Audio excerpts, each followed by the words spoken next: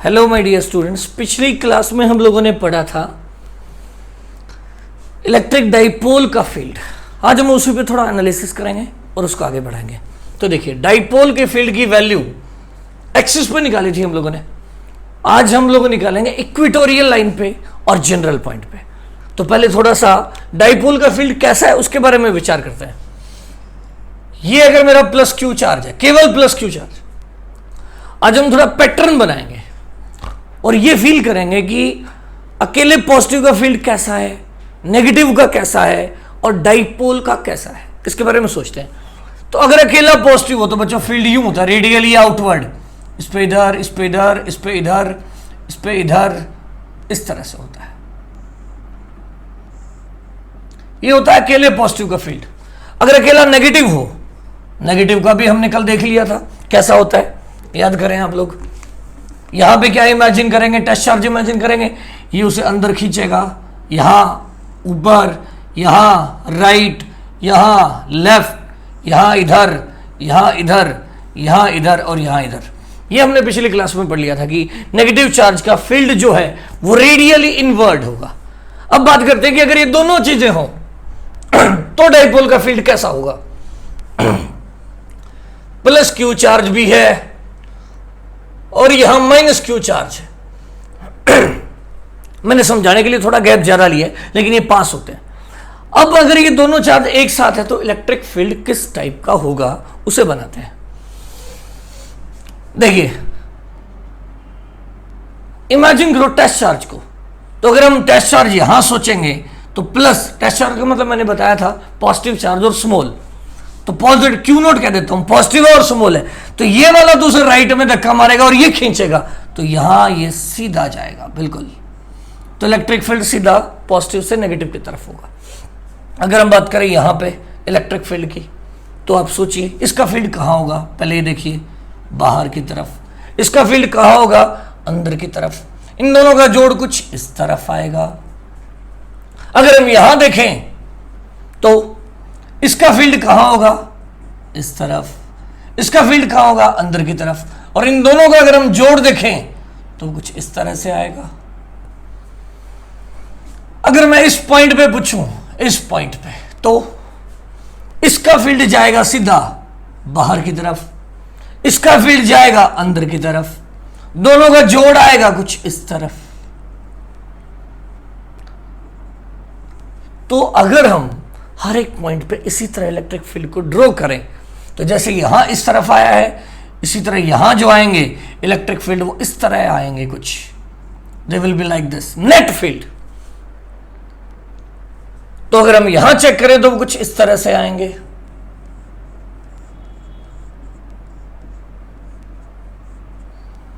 अगर हम इन सबको बनाना चाहें अच्छे ढंग से तो हम इसको ऐसे दिखा सकते हैं। इतनी बात हमें समझ आ रही है कि इलेक्ट्रिक फील्ड की जो लाइनें हैं वो प्लस से तो बाहर जा रही है और माइनस की तरफ आ रही है। तो आप इसको जल्दी से इमेजिन करें, अगर मैं स्मूथली हर पॉइंट पे बनाऊं तो वो इस तरह से होगा। आप देखिए जरा, इलेक्ट्रिक फील्ड लाइन पॉजिटिव से निकल रही है और नेगेटिव की तरफ आ रही है। और आपको मैं बताना चाहूंगा बिल्कुल सिमेट्रिकल होंगी, जैसी ऊपर होंगी वैसी ही नीचे होंगी। बनाते वक्त शायद हम उतनी परफेक्शन के साथ ना बनाएं, लेकिन होंगी जैसा ऊपर वैसा नीचे। इसी तरह और भी बहुत सारी लाइंस बनेंगी, इस तरह, इस तरह, इस तरह, इस तरह। ये घूम के यूं इलेक्ट्रिक फील्ड यहां आएगा इस तरफ। इसी तरह ये वाली लाइन घूम के यूं इधर आएगी। इस वाले पोर्शन पे हम बात करें तो इलेक्ट्रिक फील्ड लेफ्ट होगा, इस वाले पे इस तरफ, इस पे लेफ्ट की तरफ जाएगा और घूम के यहां भी लेफ्ट की तरफ आएगा। अब आप पूरे फील्ड पैटर्न को ध्यान से देखिए। प्लस से तो लाइनें बाहर जा रही है और माइनस की तरफ घूम घूम के आ रही हैं। तो अगर मैं इसके अलग अलग हिस्सों में आपसे इलेक्ट्रिक फील्ड के बारे में पूछूं, इस हिस्से में लेफ्ट पोर्शन में होगा, इस हिस्से में भी लेफ्ट पोर्शन में होगा, लेकिन ये जो मिडिल पोर्शन है यहां वाला, इसमें सारे में राइट साइड में होगा। उम्मीद है आपको जनरल बात समझ आ गई होगी। तो कल हम लोगों ने इलेक्ट्रिक फील्ड और नेगेटिव से पॉजिटिव के वेक्टर को कहते हैं हम डाइपोल मोमेंट। नेगेटिव से पॉजिटिव के वेक्टर को कहते हैं डाइपोल मोमेंट। ये है इसकी एक्सिस। तो कल हम लोगों ने एक्सिस पे फील्ड निकाला था, एक्सिस मतलब यहां निकाला, यहां निकाला, ये फील्ड हमने देख लिया। ये जो पोजीशंस हैं यहां वाली, इसको हम बोलेंगे इक्विटोरियल पोजीशंस। ये एक्सियल पोजीशंस हैं, ये इक्विटोरियल पोजीशंस हैं। नेगेटिव से पॉजिटिव के वेक्टर को हम डाइपोल मोमेंट P कहना पसंद करेंगे। ये वाली चीजें एक्सियल है, ये मिडिल पोर्शन को मैं एक्सियल का पार्ट नहीं मानेंगे, इधर इधर को एक्सियल बोलेंगे।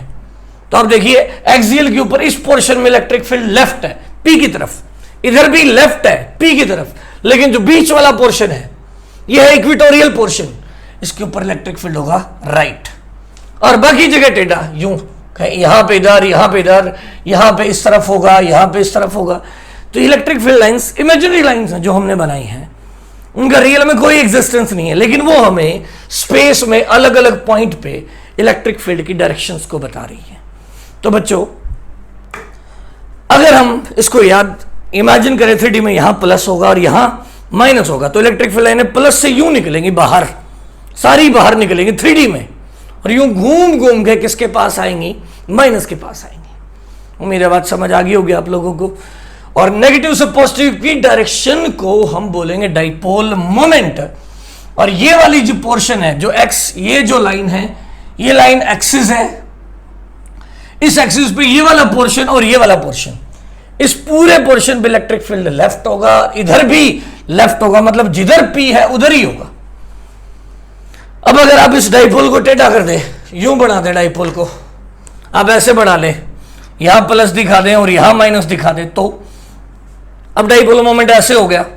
तो अगर मैं इस पॉइंट पे पूछूंगा तो लेफ्ट आएगा, इस पॉइंट पे पूछूंगा तो इधर आएगा, लेकिन ये वाला जो पोर्शन है इधर वाला, इन सारों में यूं आएंगी लाइनें, तो इस तरफ हो जाएगा P के उल्टा।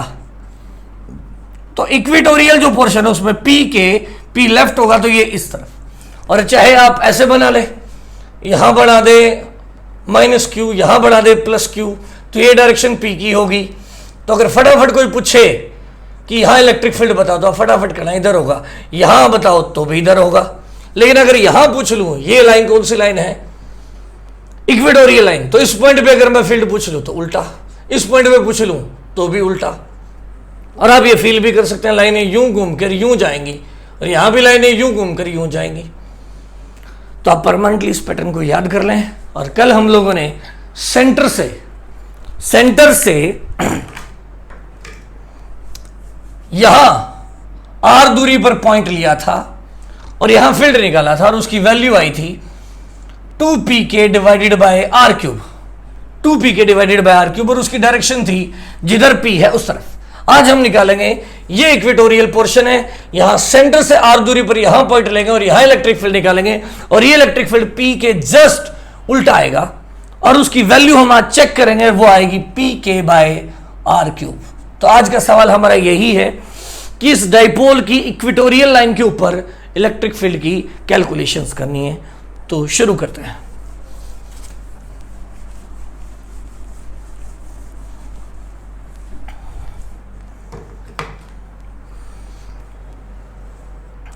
हाँ, सभी बच्चों को मैं कहना चाहूंगा, वीडियो पहले लेक्चर के बाद दूसरा, दूसरे के बाद तीसरा, रेगुलर ऑर्डर में देखें, तभी ज्यादा पसंद आएगा। देखिए आज का क्वेश्चन क्या है, ये डाइपोल है -Q चार्ज और ये है +Q चार्ज, आपकी मर्जी, आप उल्टा भी बना सकते हैं, नो प्रॉब्लम। ये -Q, ये +Q, तो ये डायरेक्शन हो जाएगी बच्चों किस चीज की, डाइपोल मोमेंट की। डाइपोल मोमेंट हमने एक नाम दिया था, कल की क्लास में हमने डिस्कस भी किया था। अब मैं फिर से बोलना चाहूंगा, पहले क्वेश्चन शुरू करने से पहले, डाइपोल मोमेंट P लिखते हैं, वो एक जस्ट नाम है, किस टर्म का नाम है, चार्ज और उनके बीच का गैप।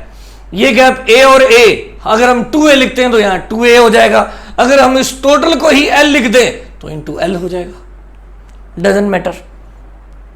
तो चार्ज और उनके बीच के गैप की मल्टीप्लाई का नाम दिया डाइपोल मोमेंट। और डाइपोल मोमेंट एक वेक्टर है और उसकी डायरेक्शन नेगेटिव से पॉजिटिव है, तो इस बात को आप याद रखें। पहले डाइपोल मोमेंट एक वेक्टर है, उसकी डायरेक्शन नेगेटिव से पॉजिटिव है, उसकी वैल्यू चार्ज इंटू गैप है, चार्ज इंटू गैप। अब क्वेश्चन क्या है, देखिए ये मेरा डाइपोल है, -Q चार्ज +Q चार्ज, यहां प्लस लिख देता हूं, यहां माइनस। अब बताइए, आप सोचिएगा जरा, डाइपोल मोमेंट लेफ्ट हो गया, ये सेंटर है, ये भी ए है और ये भी ए है, और क्वेश्चन ये है कि सेंटर से आर दूरी पर इक्वेटोरियल लाइन पे एक पी पॉइंट है और आपको उस पी पॉइंट का इलेक्ट्रिक फील्ड निकाल के दिखाना है वेक्टर फॉर्म में। ये आज का सवाल है। डाइपोल का चार्ज गिवन है, डाइपोल की लेंथ गिवन है, डाइपोल की लेंथ 2a है, सेंटर से r दूरी पर इक्वेटोरियल लाइन के ऊपर एक पॉइंट है और उस पॉइंट का डिस्टेंस r है, और आपको उस p पॉइंट के ऊपर इलेक्ट्रिक फील्ड की वैल्यू भी निकालनी है और डायरेक्शन भी निकालनी है। तो एक काम करते हैं, पहले वैल्यू निकाल लेते हैं, उसके बाद डायरेक्शन के ऊपर विचार करेंगे। तो पहली बात, इस पॉइंट के ऊपर इलेक्ट्रिक फील्ड कितना होगा, कितने चार्जेस का होगा? 2। अगर 2 है तो 2 का होगा, 3 है तो 3 का होगा, 4 है तो 4 का होगा।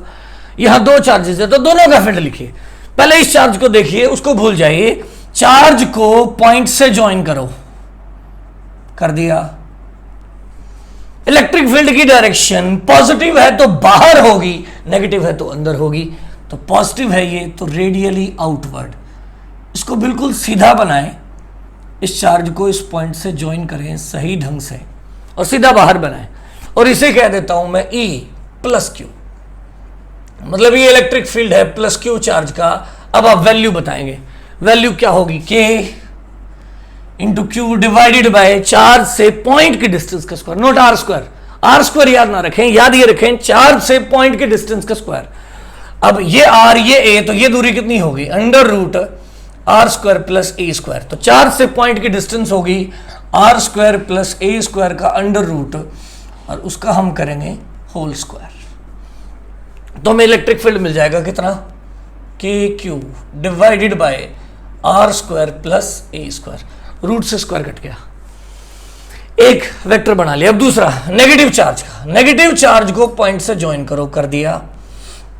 फील्ड की डायरेक्शन बनाओ, मैंने बताया था नेगेटिव का फील्ड अंदर की तरफ होता है, तो ये पॉइंट है और ये नेगेटिव चार्ज है, तो उसका फील्ड होगा सीधा अंदर की तरफ। लेकिन अगर हम वैल्यू की बात करें, E माइनस क्यू की वैल्यू कितनी होगी? वैल्यू लिखते वक्त कभी भी नेगेटिव नहीं लगाना, क्यू लिखेंगे, के क्यू डिवाइडेड बाय, अब ये भी वही दूरी है, सेम डिस्टेंस है, under root R square plus A square. Charge ये पॉइंट और ये डिस्टेंस, ये पी पॉइंट है हमारा, चार्ज से पॉइंट की दूरी का स्क्वायर। ये तो फिर इससे वही हो जाएगा, यही दूरी बनेगी, यही रूट आएगा, वही स्क्वायर होएगा, तो R square plus A square. तो हम कह सकते हैं कि जितना नेगेटिव का फील्ड है उतना ही पॉजिटिव का फील्ड है, जितना नेगेटिव का है उतना ही पॉजिटिव का है। मान लेते हैं उसे ई कह देते हैं, यानी ये वाला वेक्टर ई माइनस क्यू है अंदर और ये बाहर, ये दोनों की वैल्यू सेम है। अब हमें टोटल इन दोनों का जोड़ होगा, टोटल फील्ड क्या होगा? ईपी। ईपी क्या होगा? इन दोनों का जोड़। अब जोड़ कैसे करेंगे? दो वेक्टर जोड़ने के लिए दो बातें चाहिए, दोनों वेक्टर्स की वैल्यू चाहिए और उनके बीच का एंगल चाहिए। इसकी वैल्यू पता है, इसकी वैल्यू पता है, लेकिन इनके बीच का, टेल से टेल के बीच का क्या नहीं पता? एंगल नहीं पता। तो पहले एंगल निकालना पड़ेगा। कैसे निकालेंगे? यहां से तो कुछ नहीं निकल सकता, यहां से निकल जाएंगे। इसे एंगल थीटा मान लें, एक बारी के लिए मान लेते हैं, बाद में निकाल लेंगे कोस थीटा साइन थीटा जो भी चाहिएगा। आर गिवन है, ए गिवन है, इस ट्रायंगल की तीनों साइड्स पता है। देखिए जरा, ये पता है, ये पता है, ये पता है, तो हम इसमें ये एंगल निकाल सकते हैं। साइन थीटा चाहिए, कोस थीटा चाहिए, हम सब निकाल सकते हैं। तो इसे थीटा मान लो।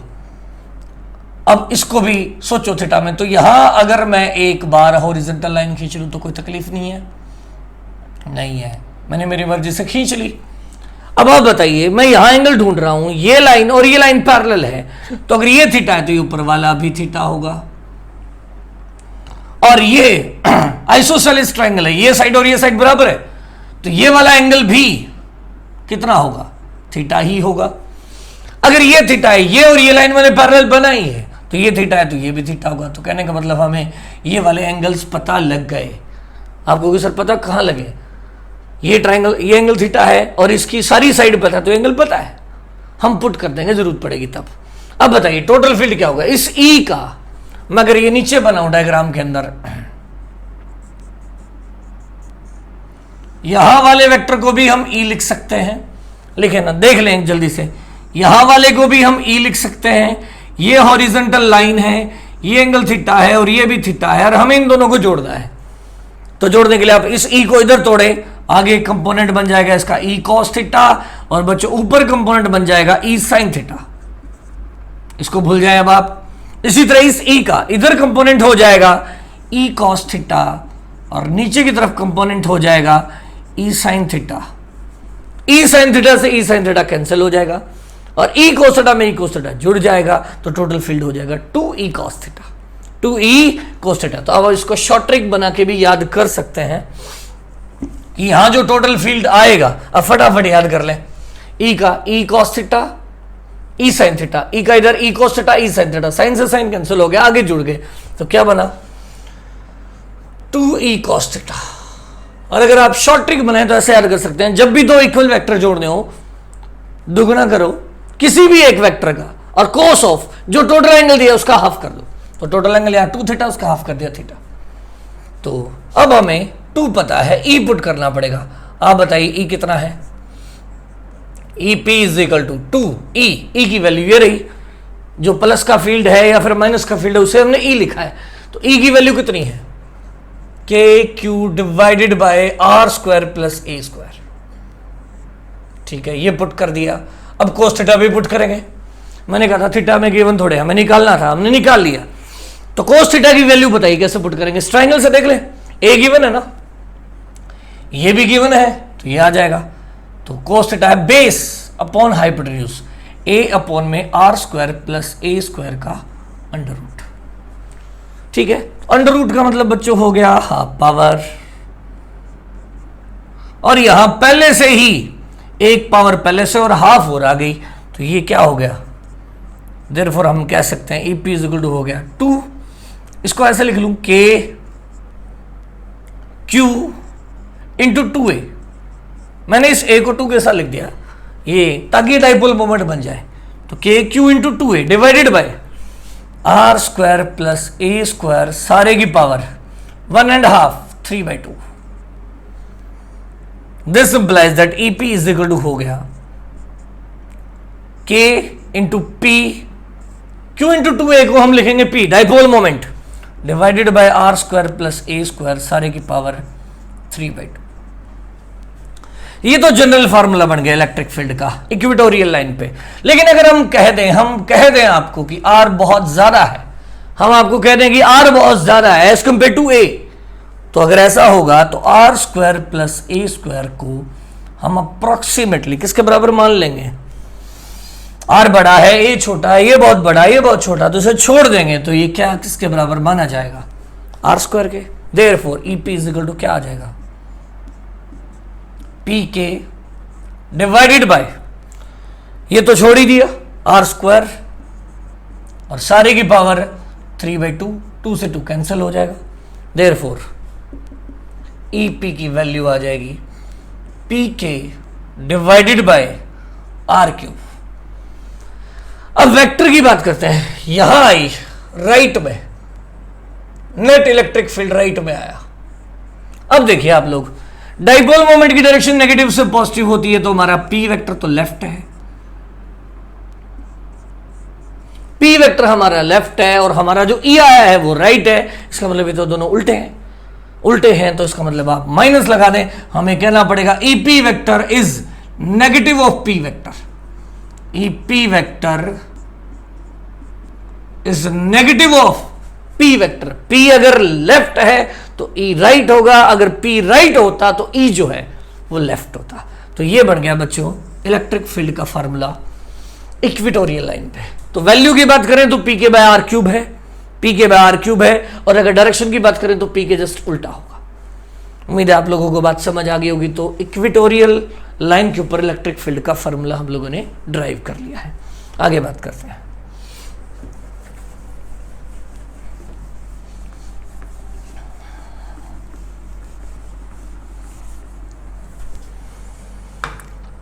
एक बस सिंपल सा सवाल आपसे जरूर पूछना चाहूंगा। ये मान लीजिए मेरा डाइपोल है, अगर मैंने कहा ये डाइपोल है और फिर मैं आपसे पूछूं बताइए नेगेटिव कहां है पॉजिटिव कहां है, तो आप फटाफट कहना यहां नेगेटिव है सर और यहां है पॉजिटिव। ठीक, अब इस मैंने आपसे पूछ लिया कि बताइए अब इसकी एक्सिस कौन सी है, ये सेंटर हो गया, तो बच्चों ये वाली लाइन क्या होगी, इसकी एक्सिस होगी।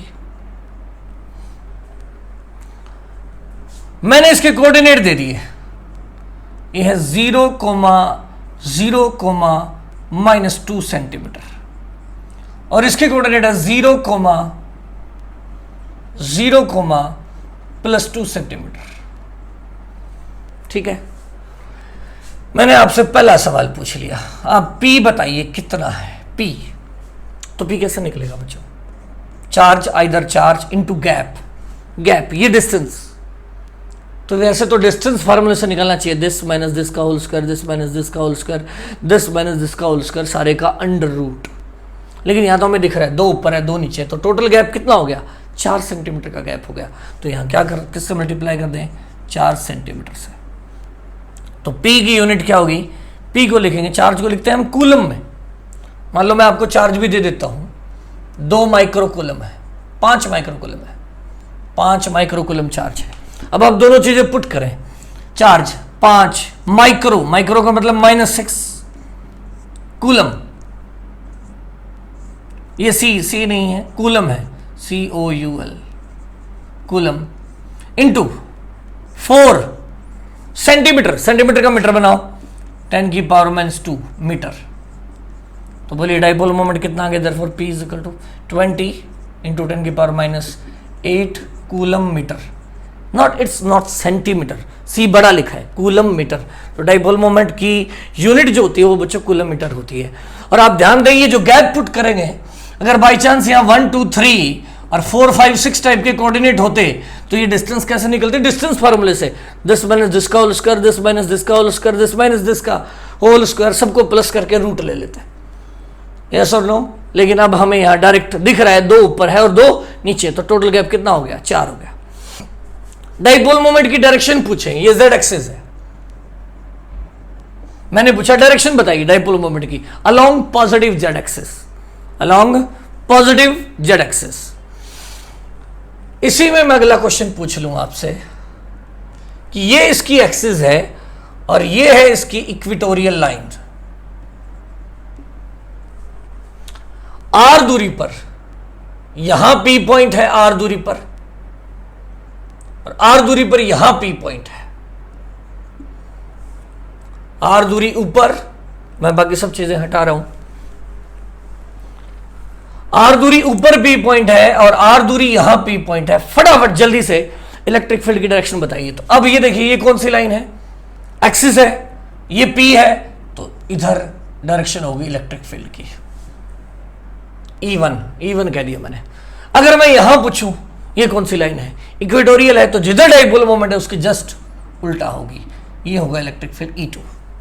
समझ आएगी बात। अब इसी सवाल में मैं E1 और E2 का आपसे क्या पूछ लूं, रेशो पूछ लूं, क्या पूछ लूं, रेशो। तो आप कैसे बताएंगे, आप बताइए जल्दी करके, E1 कितना होगा, ये कौन सी चीज है, एक्सिस है, एक्सिस पे फार्मूला क्या था, 2pk divided by r3, value में कोई माइनस नहीं लगता।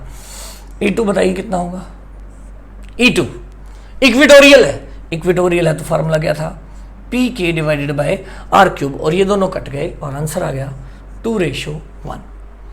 उम्मीद है आप लोगों को बात समझ आ गई होगी। तो डाइपोल का एक्सिस और इक्वेटोरियल और उनके अंदर फील्ड में रिलेशन की बातें हमने करी। अब थोड़ा सा अगर मैं जल्दी आपसे पूछूं कि ये डाइपोल है, इसकी एक्सिस बताइए, आप कहोगे ये है सर। मैंने कहा इस पॉइंट के ऊपर इलेक्ट्रिक फील्ड बताइए, ये डाइपोल, ऐसे डाइपोल मतलब यहाँ नेगेटिव है, यहाँ पॉजिटिव है, इस पॉइंट के ऊपर फील्ड की डायरेक्शन बताइए तो ये है, इस पॉइंट के ऊपर फील्ड की डायरेक्शन बताइए तो ये है। लेकिन अगर मैं ये बना दूं, ये कौन सी लाइन होगी, इसकी इक्वेटोरियल लाइन। अगर इस पॉइंट के ऊपर फील्ड कहूं तो जिधर P है उसके उल्टा इधर होगी, और इस पॉइंट पे पूछूं तो भी इधर होगी। और ये बात आप फील भी कर सकते हो, आप इस बात को फील भी कर सकते हो। इलेक्ट्रिक फील्ड लाइन याद करें, पॉजिटिव से निकलती है और घूम घूम के किधर आती है, नेगेटिव की तरफ आती हैं। तो यहां देखिए डायरेक्शन यूं आएगी, यहां सीधी जाएंगी, यहां यूं आएंगी और घूम के यूं आएंगी। तो इस पॉइंट के ऊपर इलेक्ट्रिक फील्ड की डायरेक्शंस जो होंगी वो इस तरह से होने वाली हैं। तो आप ऐसे भी इमेजिन कर सकते हैं, फटाफट इधर बाहर जाती हैं, इधर घूम के इधर आती हैं, तो इधर तो पी के डायरेक्शन में, इधर भी पी के डायरेक्शन में, लेकिन ये वाला जो पोर्शंस है उसमें पी के जस्ट उल्टी डायरेक्शन में इलेक्ट्रिक फील्ड होंगे।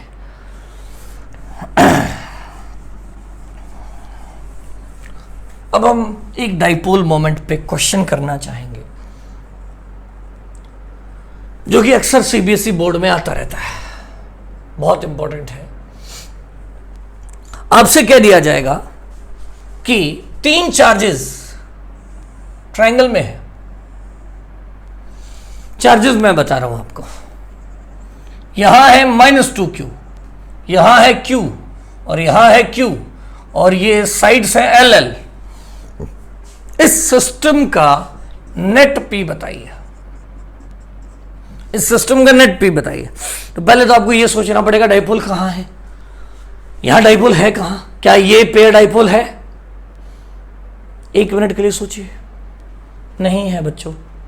इक्वल तो है चार्ज पर अपोजिट नहीं है, तो ये डाइपोल नहीं है। क्या ये डाइपोल है? ना, ये भी नहीं है। यहां -2q और वहां q है, ये है नहीं है, -2q है और q है, तो यहां डाइपोल ही नहीं दिख रहा। तो डाइपोल मोमेंट किसका निकालेंगे? तो बच्चों है, थोड़ा ध्यान से देखिए, इसको आप इमेजिन कर लो कि यहां एक -q और -q है। अब बोलो, है तो वही -2q, 2 हिस्सों में इमेजिन कर लो, तो एक तो ये डाइपोल बन गया और एक ये डाइपोल बन गया। अब हम पी नेट निकालेंगे, एक डाइपोल मोमेंट इधर हो गया, एक डाइपोल मोमेंट इधर हो गया, और ट्रायंगल जो वो इक्विलेटरल LL साइड दे रखी थी। तो बताइए 2 डाइपोल मोमेंट हो गए, एक पी राइट और एक पी इधर, और दोनों में एंगल कितना है? 60 डिग्री। तो बताइए नेट पी कितना होगा? 2 वेक्टर अगर 60 डिग्री पे हो तो आंसर आता है √3p। मैं बार बार ये मैं पिछली क्लासेस में बता चुका हूं, बच्चे आप लोग बैक वीडियोस देखें वेक्टर्स के ऊपर। p और p लेक्चर 2 में बताया था शायद, जहां आप चेक कर लें उसे। p और p अगर 60 डिग्री पे तो फटाफट आंसर लिखें हम लोग, नेट रिजल्ट हो जाएगा √3p। अब p की वैल्यू आप निकाल लें कितनी है। p क्या है? एक डाइपोल का डाइपोल मोमेंट, तो चार्ज इंटू गैप, और गैप कितना है यहाँ? L, तो नेट डाइपोल मोमेंट होगा √3ql। डायरेक्शन अगर कोई पूछे नेट डाइपोल मोमेंट है कहां, तो इन दोनों के बिल्कुल बाइसेक्टर पे आएगा नेट P। तो अगर 2 वेक्टर दे रखे हों, इक्वल हों वो वेक्टर, तो उनका जो जोड़ आता है बिल्कुल उन दोनों के बीच में से आता है। ठीक है,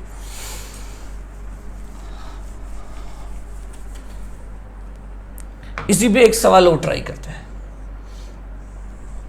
ये एक्स एक्सिस है, ये वाई एक्सिस है, यहां 2 चार्ज दिए हुए हैं, -q +q, और इसके कोऑर्डिनेट है 0,0, L/2, और इसके कोऑर्डिनेट है 0,0, -L/2। एक यहां दे रखा है ऐसे,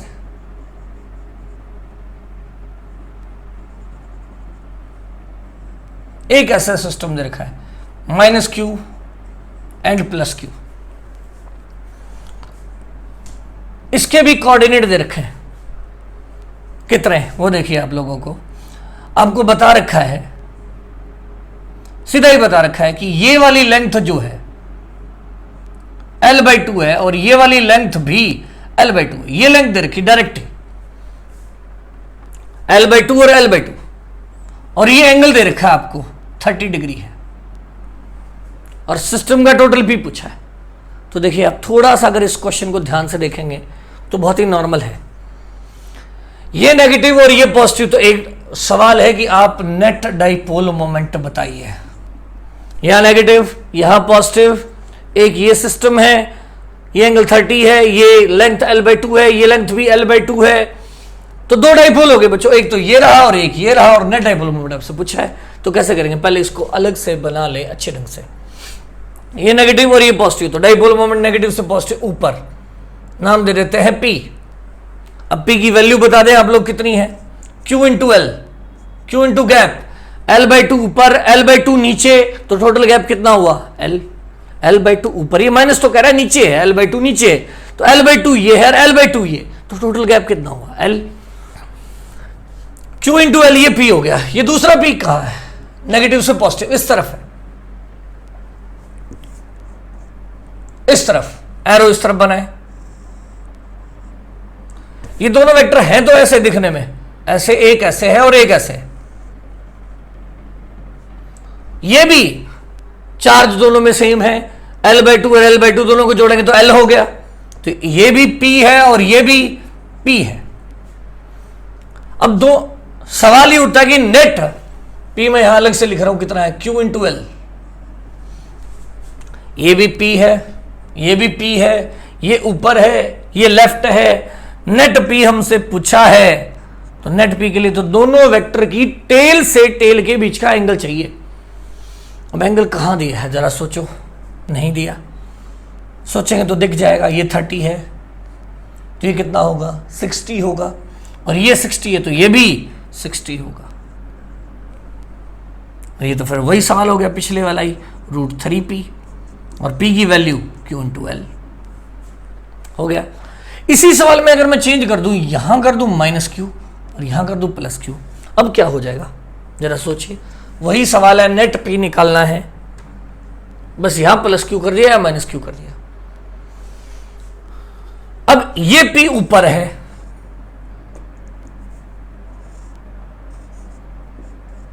लेकिन ये जो दूसरा P है वो इधर है, ऐसे। अभी ऐसे और ऐसे, इन दोनों के बीच का पहले एंगल ढूंढें। तो एंगल कैसे ढूंढेंगे बच्चों? ये वाला एंगल 30 है, ये वाला एंगल 90 है, तो ये टोटल एंगल बन गया 120। 90 ये रहा ऊपर वाला और 30 नीचे वाला, तो टोटल एंगल हो गया 120। तो पी नेट क्या रहेगा? पी नेट का फॉर्मूला आपको बताया था, वैसे तो सीधा याद कराया था, जब भी दो इक्वल वेक्टर हो और 120 हो तो P आंसर आ जाएगा। P और P का 120 पे रिजल्ट भी P आएगा। बाकी फार्मूला ये था, दुगुना करो किसी एक वेक्टर का कोस ऑफ टोटल एंगल का था, टोटल एंगल 120 का हाफ करेंगे, हाफ हो जाएगा 60, और कोस 60 की वैल्यू होती है हाफ, और ये 2 से 2 कैंसिल हो जाएगा, तो नेट आंसर आ जाएगा P। बाकी बच्चों ये बात आप याद भी रखें हमेशा के लिए, जब भी दो इक्वल वेक्टर हो F और F के और एंगल 120 हो तो रिजल्ट भी F ही आएगा। इसी तरह अगर P और P हो और एंगल 120 हो तो आंसर भी P ही आएगा। उम्मीद है आपको बातें समझ आ गई होंगी। आज हम इतना ही पढ़ेंगे। Thank you.